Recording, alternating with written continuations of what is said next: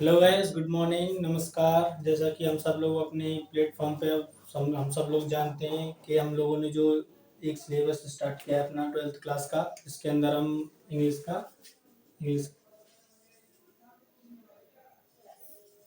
English का syllabus start कर चुके हैं हम लोग, और जिसमें हमने अपना जो टॉपिक है जिससे स्टार्ट किया है वो है हमारा figure of speech.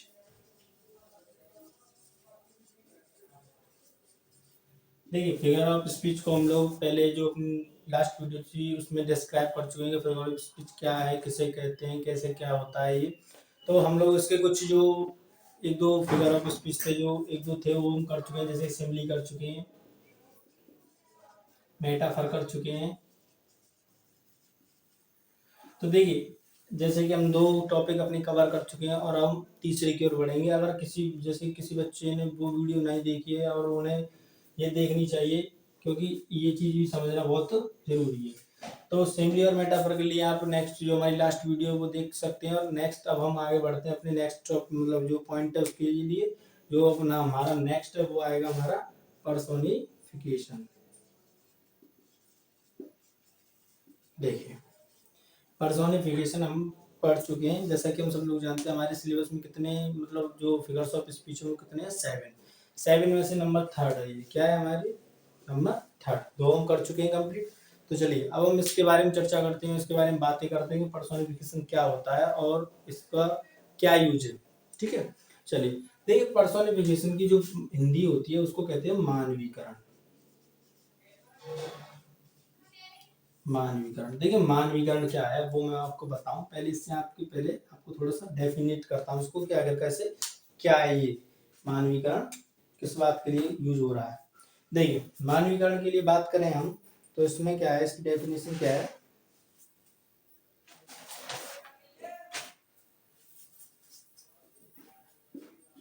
In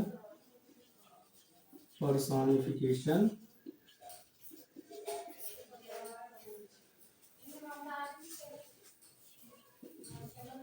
lifeless lifeless things, sorry, lifeless objects, lifeless objects and abstract ideas and abstract ideas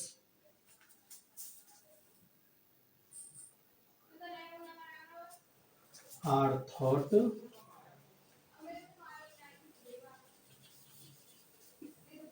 of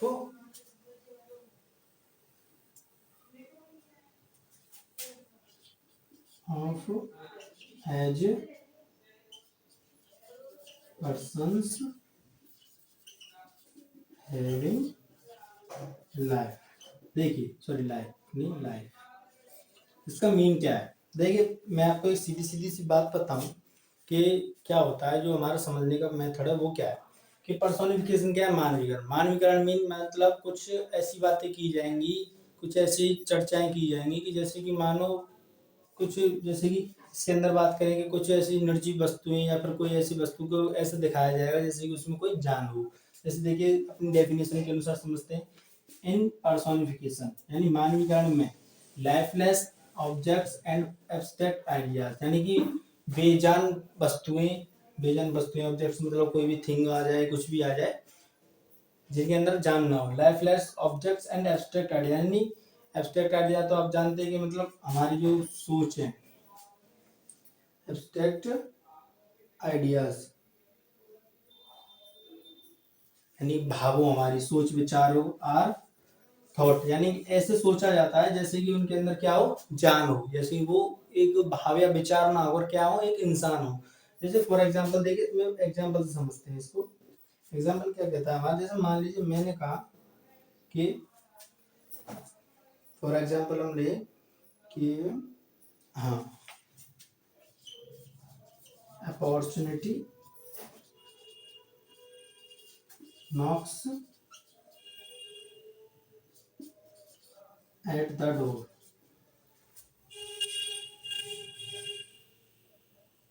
He knocks at the door। The door at once. It means opportunity knocks at the door. Sorry, at once नहीं, but once. Sorry, mistake. यहाँ पे क्या आएगा? But once. But once. देखिए, opportunity यानी अवसर, knocks at the door at but once, यानी कि जो अवसर है वो एक बार दरवाजा खटखटाता है, केवल एक बार दरवाजा खटखटाता है। तो देखिए, ये अपॉर्चुनिटी जो है हमारी, जो है वो क्या है? लाइफलेस थिंग, ऑब्जेक्ट्स, या फिर एब्स्ट्रैक्ट आइडियाज। जो अवसर होते हैं वो क्या है कि दरवाजा केवल एक बार खटखटाते हैं, लेकिन खटखटाने का काम कौन करता है? कोई इंसान। क्यों? ऐसे तो होता है कि दरवाजे वगैरह कौन खटखटाता है? इंसान। लेकिन इनको क्या, अपॉर्चुनिटी को कैसे दिखाया जा रहा है? जैसे कि अपॉर्चुनिटी दरवाजा खटखटा रही हो। तो क्या ये एब्स्ट्रैक्ट आइडियाज तो यानी कुछ लाइफलेस ऑब्जेक्ट्स होंगे या फिर कुछ एब्स्ट्रैक्ट आइडियाज होंगे, उन्हें कैसे दिखाया जाएगा? जैसे कि उनके अंदर क्या हो, जान हो। जैसे डोर डोर को खटखटाने के, नॉक करने का काम क्या कर रहा है? अपॉर्चुनिटी कोई इंसान हो, ना कि कोई एब्स्ट्रैक्ट आइडिया। तो ऐसे चीजों के बारे में या ऐसी चीजों के बारे में बातें करेंगे जो क्या करेगी, जैसे उन्हें कैसे दिखाएंगे जिससे उनके अंदर क्या हो, जान हो। देखिए, एक और एग्जांपल लेते हैं। जैसे मान लीजिए हमने लिखा love is blind. Love is blind means यानी प्यार अंधा होता है। फेमस एग्जांपल है, बहुत अच्छा। लव इज ब्लाइंड यानी प्यार अंधा होता है। अब एक बात बताइए, अंधे कौन होते हैं? इंसान। अंधे कौन होते हैं? इंसान, जानवर, ये तो होते हैं।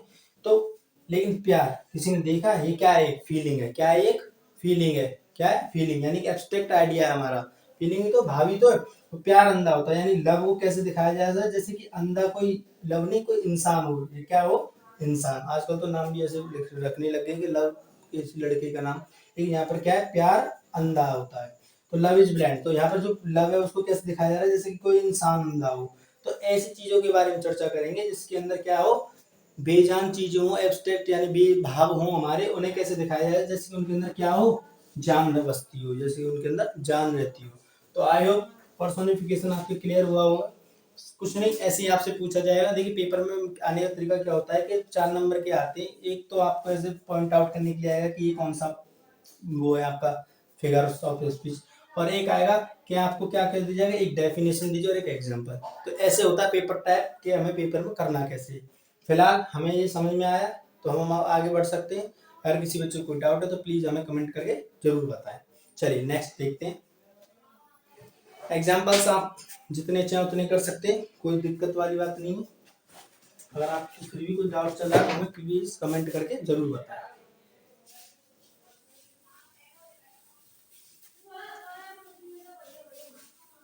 देखिए, अब बात करते हैं इससे आगे का जो है,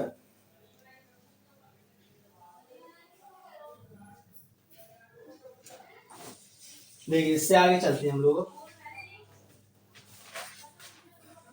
एपिस्ट्रॉफी। क्या? एपोस्ट्रॉफी। एपिस्ट्रॉफी क्या होता है?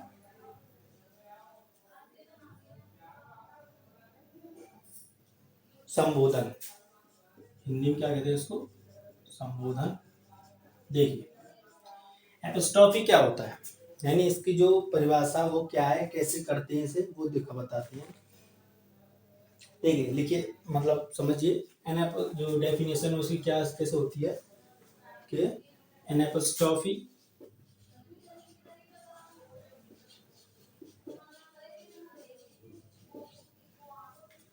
is a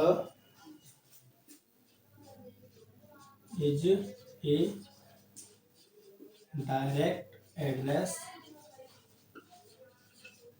is a direct address to the deed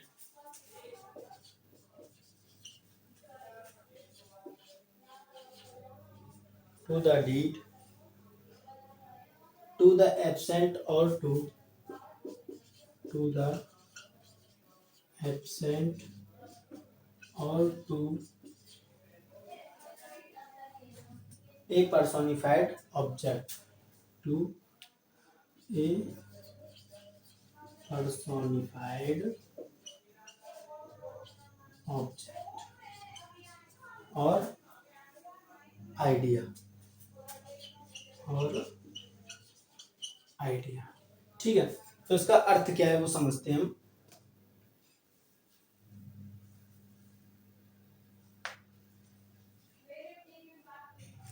देखिए समझते हैं। एपिस्ट्रॉफी क्या है? संबोधन। संबोधन क्या होता है? किसी का संबोधन करना, यानी किसी को संबोधित करना।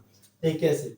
N apostrophe is a direct address to the dead, to the absent और टू ए पर्सोनिफाइड ऑब्जेक्ट। यानी कि इस अलंकार, यानी जो एपिस्ट्रॉफी अलंकार है, इसके अंदर हम डायरेक्ट एड्रेस यानी उन्हें संबोधित करते हैं टू द डीड और टू एब्सेंट यानी मृत, यानी कि जो मरे हुए हो, टू द डीड यानी मृत या फिर अनुपस्थित, या कहें पर्सोनिफाइड यानी मानवीकृत किए हुए, यानी कि हमारे द्वारा कोई भी ऐसी विचार हो, भाव हो, जैसे मान लिखा हुआ देखिए पर्सोनिफाइड ऑब्जेक्ट और आइडिया, यानी कि उस पर्सोनिफाइड में हमने जैसे पढ़ा था भाव है और विचार है और क्या है कुछ ऑब्जेक्ट्स हैं, तो उन्हें किया जाता है? संबोधित किया जाता है। अब कैसे संबोधित किया जाता है वो देखिए। देखिए एग्जाम्पल से समझ में आती है, डेफिनेशन तो आदि समझ में आती है आदि नहीं, लेकिन एग्जाम्पल जब देते हैं तो एग्जाम्पल से क्लियर होता है बात। जैसे कि हम बात करें, देखिए ओ डेथ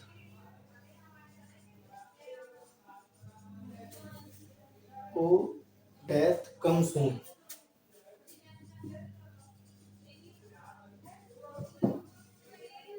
ओ डेथ कम सून, यानी कि ओ डेथ यानी कि जो मतलब यानी कि जो डेथ क्या है? मौत। ओ डेथ कम सून, कहते हैं ना ए हे मौत मुझे ले जा, जल्दी आ जा। तो क्या हे मौत, हे भगवान, ये क्या संबोधित करना ही तो होता है।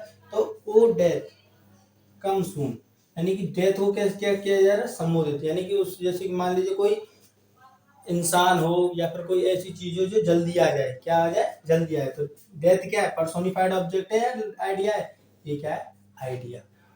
पर्सोनिफाइड आइडिया तो है, यानी डेथ को कैसे दिखाया जाता है? जैसे कोई इंसान आता हो, तो ओ डेथ कम्स, यानी कि ये मौत जल्दी आ जा। तो ऐसे करके दिखाने वाले, जैसे संबोधित वर्ड यूज किया गया ओ, ऐसे करके जो वर्ड यूज किए जाएंगे वो क्या होगा हमारा? वो कौन सा फिगर्स ऑफ स्पीच होगा? एपिस्ट्रोफी। एक और एग्जांपल देखते हैं।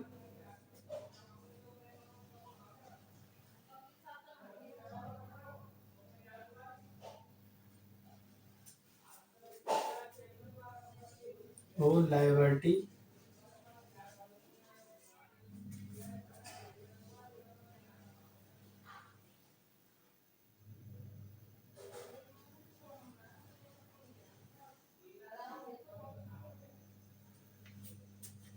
Bye are you so dear, O liberty why are you so dear, यानी कि जो जो लाइबर्टी है वो क्या क्या दिखाई जा रही है? Bye are you so dear, तुम इतनी प्रिय क्यों हो। तो क्या होता है? जैसे देखिए जो संबोधित वर्ड है कि नहीं, और जो देखिए एक्सक्लेमेशन मार्क भी आएगा, ठीक है।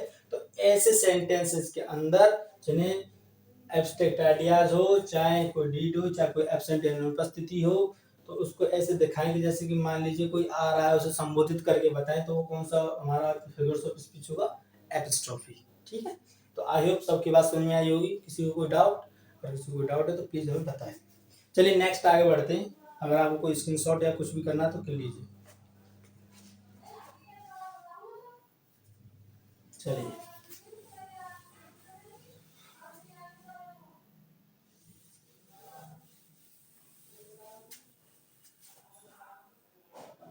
ऑक्सीमोरन।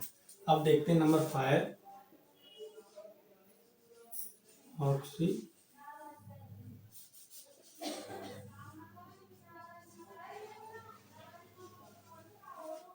ऑक्सीमोरन यानी कि विरोधाभास। देखिए विरोधाभास। विरोधाभास आपको हिंदी से समझ में आ रहा होगा, इनकी जो हिंदी मीनिंग है उससे समझ में आ रहा होगा। विरोधाभास यानी कुछ ऐसी चीज होंगी जो एक दूसरे का विरोध करेंगी। अब कैसे करेंगे वो हम आपको समझाते हैं। देखिए इसकी डेफिनेशन क्या कहती है कि in this figure of speech,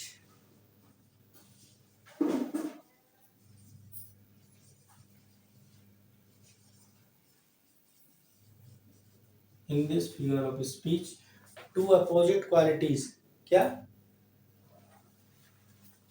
two opposite qualities, two opposite qualities are added to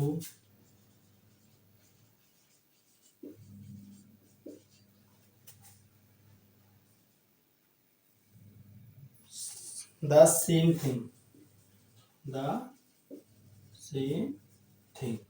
तो ये क्या है हमारे, समझिए इस फिगर ऑफ स्पीच के अंदर विरोधाभास यानी एक दूसरे का विरोध, पक्की बात है, पक्की विरोध होगा तो समझते हैं कैसा होगा। इन दिस फिगर ऑफ, इस अलंकार में टू अपोजिट क्वालिटीज यानी दो विरोधी गुण are added to the same thing, यानी कि उन्हें एक ही में ऐसे जोड़ के दिखाया जाए जैसे कि वो एक हो। जैसे कि देखिए कैसे, फॉर एग्जाम्पल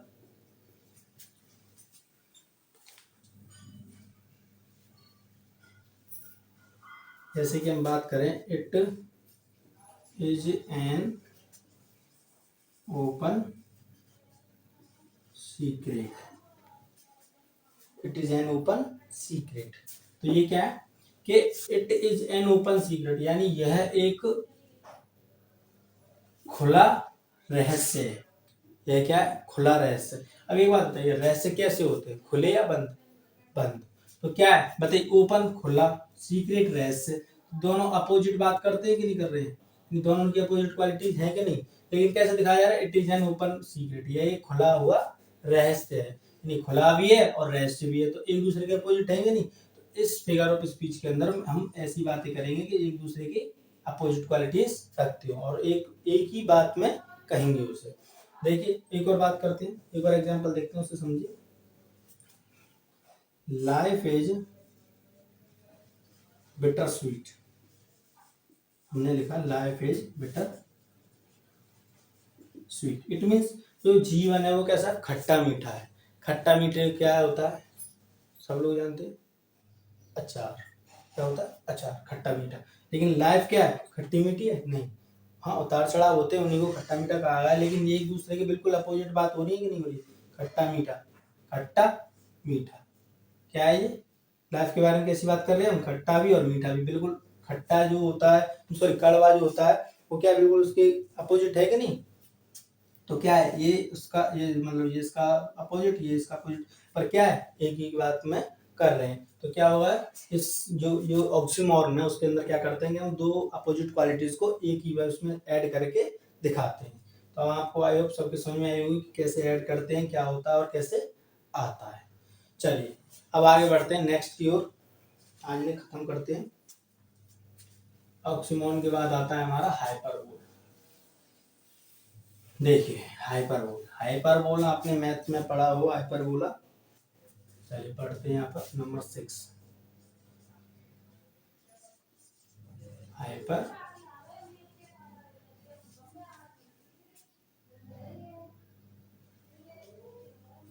अतिशयोक्ति, हिंदी में से कहते हैं अतिशयोक्ति। देखिए हिंदी और इंग्लिश दोनों इसलिए बतानी पड़ती है क्योंकि बच्चे हर प्रकार के होते हैं, कोई इंग्लिश में समझता है तो कोई हिंदी में समझता है, तो इसलिए हम दोनों प्रकार से बताते हैं। हाइपरबोल, हाइपरबोल यानी अतिशयोक्ति, यानी इसमें आपको मैं बताऊं, इसमें कुछ बातें ऐसी की जाएंगी उन्हें बढ़ा चढ़ा कर दिखाया जाएगा। बढ़ा चढ़ा कर मतलब लंबी लंबी फेंकना, ऐसे मानो। जैसे कि हम बात करें, देखिए in hyperbole, in hyperbole things are shown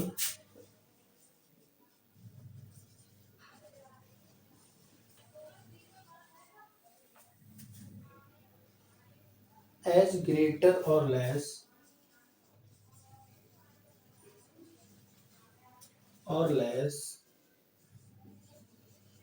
worse and worst, better or worse, better or worse, and than they really are, than they really are. It means, यानी देखिए समझिए, in hyperbole the things are shown as greater or less, better or worse than they really are। यानी कि कहने का मतलब है कि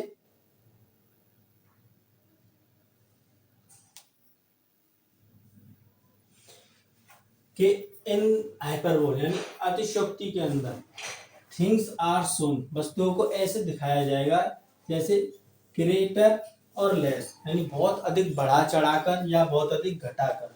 बेटर और वर्स यानी बहुत अधिक अच्छा या फिर बिल्कुल ही बुरा, देन दे रियली आर जैसे कि वो वास्तविकता में हूँ। कैसे दिखाया जाएगा, जैसे मान लीजिए किसी की इमेज खराब करनी तो उसको कितना बड़ा चढ़ा कर गिरा देते हैं, और किसी को अच्छा बताना तो किसी को कितना बढ़ाकर बताते हैं।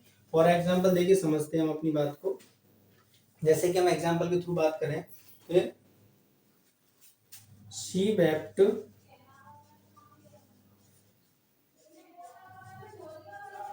oceans of tears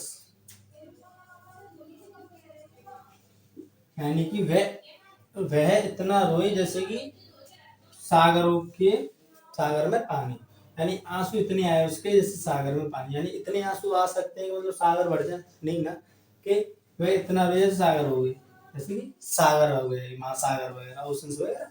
तो ऐसा तो कभी हो नहीं सकता। जैसे कि एक हम एक एग्जांपल दें, बहुत ही फेमस है कि फेमस एग्जांपल है, क्या है, reverse of the blood, rivers of the blood flowed in the battle,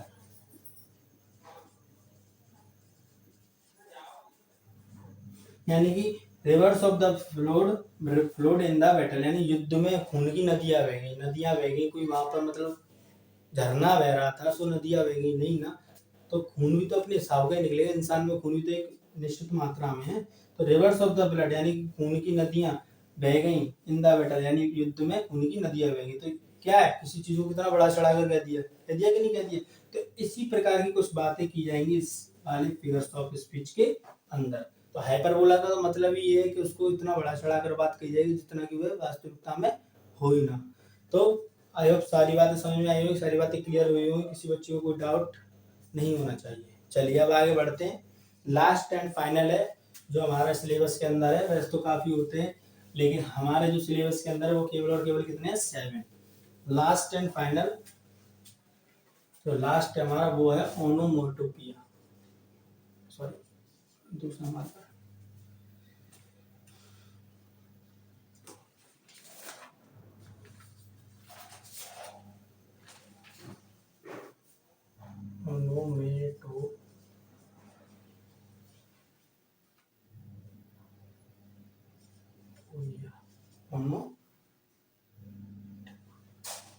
ध्वनि सूचक, इसको क्या कहते हैं हिंदी में, ध्वनि सूचक। इसको बहुत ही इजी है समझना, इसको क्या है कि यानी इसमें हम साउंड्स के बारे में बात करेंगे, साउंड से पहचानेंगे किसका साउंड है। जैसे कि बात करें इन दिस फिगर ऑफ स्पीच, जैसे कि in this figure of speech the sound suggests the sound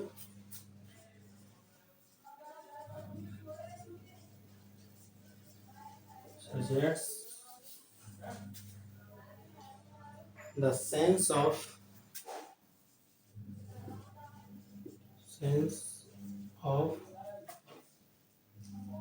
meaning,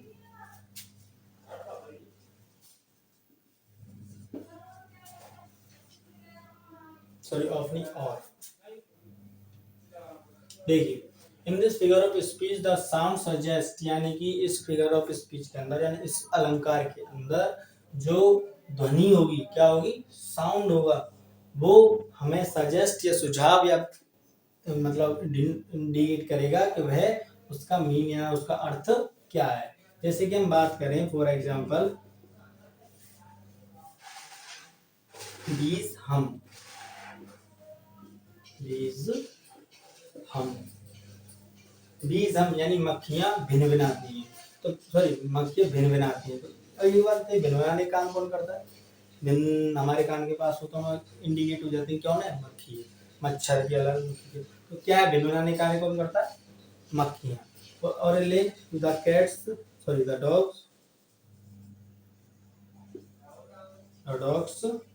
bark, यानी कुत्ते भौंकते हैं, यानी कुत्ते भौंकते, तो भौंकने का काम कौन करता है, कुत्ते। ऐसी बात नहीं बिल्लियां भौंकेंगी, कुत्ते का भौंकने का काम कौन करता है, कुत्ते। साउंड बता देते हैं, मान लीजिए हम कहीं खड़े हो कहीं और तो बात कर कुत्ते भौंकने लगे, भौंकने की आवाज आ रही तो हम क्लियर कैसे होती है, कौन भौंक रहे हैं, कुत्ते भौंक रहे हैं। तो यहाँ पर क्या है, साउंड हमें सजेस्ट करेगा कि आखिरकार इसका अर्थ क्या है। तो आई होप सारी बातें क्लियर होंगी। आज हमारी जो फिगर्स ऑफ स्पीच का जो टॉपिक है वो क्लियर हो चुका है।